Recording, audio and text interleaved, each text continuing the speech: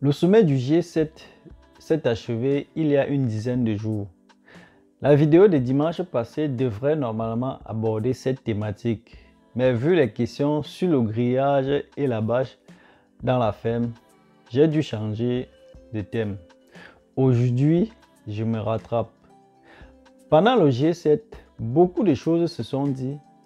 Des résolutions ont été prises pour l'Afrique et sans les Africains. C'est quoi le G7 et qui sont ses membres? J'ai défini le G7 comme une tontine des supposées 7 grandes nations industrielles. Il s'agit en réalité de la France, de l'Allemagne, de l'Italie, de la Grande-Bretagne, du Japon, du Canada et des États-Unis. En réalité, une tontine des amis qui ont les mêmes appétits et la volonté de vouloir décider pour le reste de la planète. Ils se sont réunis pour planifier les actions en Afrique sans les Africains. Ce fut le cas d'ailleurs en 1885 à Berlin. Il partagea l'Afrique. Même si cette fois-ci le président sud-africain était invité, cela ne pouvait pas changer grand-chose. Avec la France qui représente l'Afrique sur le plan international. Cette France qui est en Afrique en tant que l'ONU, la Banque mondiale et le FMI. Cette France, après l'échec de sa mission Barkhane, comme d'ailleurs toutes les autres missions, ne serait pas prête à plier bagage, ni à renoncer à la mamelle nourricière africaine, mais ira demander le renfort pendant le G7 à ses amis pour bien s'implanter et résister aux cris qui s'élèvent un peu de partout pour demander leur départ. Aujourd'hui, je parle de la géostratégie qui devrait plus nous interpeller. À tout de suite.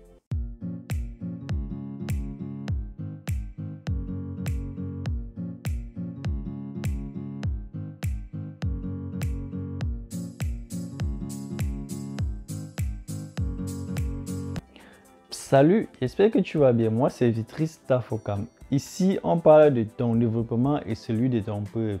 Si tu es nouveau sur la chaîne, abonne-toi et active la cloche de notification pour les prochaines vidéos.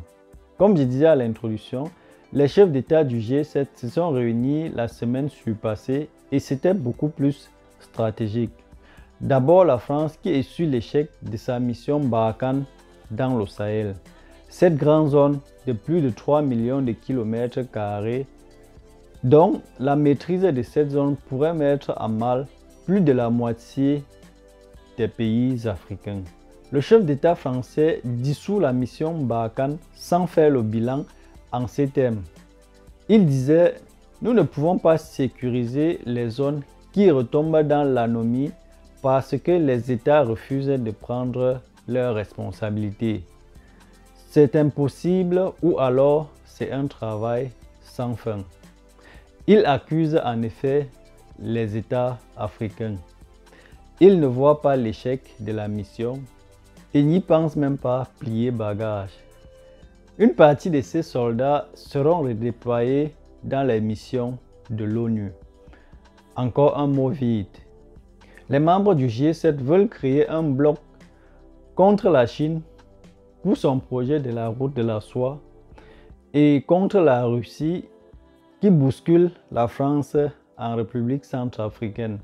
Et le dernier rapport de l'ONU, pour ne pas dire de la France, voit beaucoup d'irrégularités dans les actions des commandos russes. Même si entre États, il n'y a pas d'amitié, seulement les intérêts, je peux me permettre de dire que les actions des commandos russes, bref, que les commandos russes sont passables par rapport aux soldats français. Dans les pays du Sahel, les voix se lèvent. La jeune génération veut prendre le contrôle. La jeune génération veut prendre son destin en main. Ils crient leur ras-le-bol. Ils veulent le départ de l'armée française. Et ça devrait être le cas dans tous les pays africains. Ça commence au Sahel et ça va aboutir et ça va atteindre toute l'Afrique. Ces jeunes générations, ils veulent s'asseoir autour d'une table pour résoudre leurs problèmes. Et pour Barkhane, le calme dans la zone signifierait une perte, l'échec de sa mission, des objectifs qu'on ne peut atteindre que dans le désordre.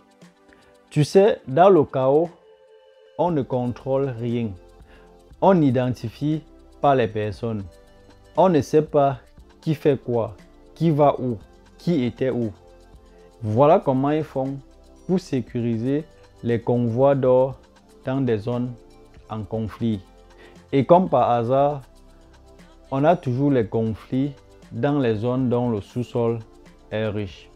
Aujourd'hui, les casques bleus de l'ONU éprouvent beaucoup de difficultés dans leur mission. Ils sont devenus la cible des rebelles. Les citoyens, la population a aussi compris que l'ONU n'était pas le Messie comme présenté. Ils ont d'autres missions. Ils ont un agenda caché. J'ai envie de dire, rentrez chez vous, back home. Mais les enjeux sont énormes. Un point qu'on ne devrait pas négliger, c'est que les soldats engagés dans les missions de l'ONU sont généralement nos frères, les soldats des armées régulières de nos pays. En bref, la France continuera ses sales missions sans les soldats français. Ce sont nos frères africains qui travailleront, qui sécurisent le cortège d'évacuation de nos richesses. Peut-être sans savoir, peut-être sans pousser la réflexion loin. Et puis, un soldat, ça obéit. Pas de leur faute, non?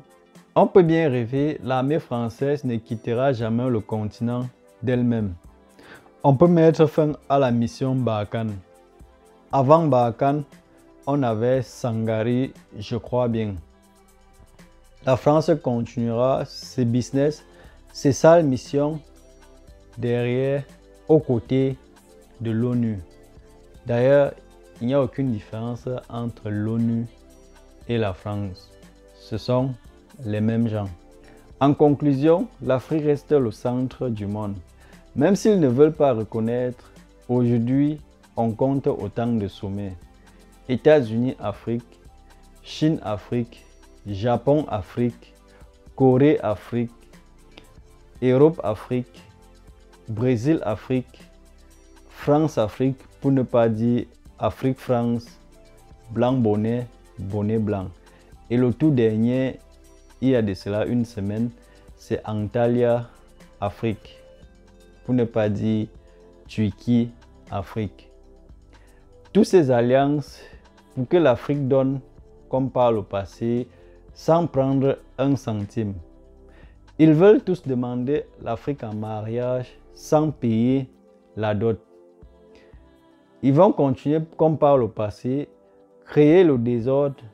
Pendant qu'on est en train de se chamailler entre nous, ils vont se sucrer. On se chamaille entre nous. Au lieu de commencer par les luttes externes, on s'entretue. On commence par les luttes internes et pendant ce temps, l'étranger se sucre. On aurait dû d'abord lutter contre l'étranger, je veux dire les luttes externes, et après, on va gérer les problèmes internes.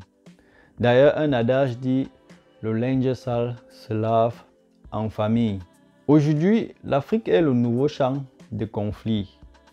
L'Europe et les États-Unis contre la Chine et la Russie. Et tout ça se passe chez nous. J'espère que ce n'est pas leur plan pour faire la troisième guerre mondiale sur notre sol. Cela détruirait les efforts fournis jusqu'ici et on se retournera encore vers la France pour qu'ils nous produisent des billets de CFA pour la reconstruction. Merci de m'avoir suivi. Porte-toi bien et à dimanche prochain. Ciao.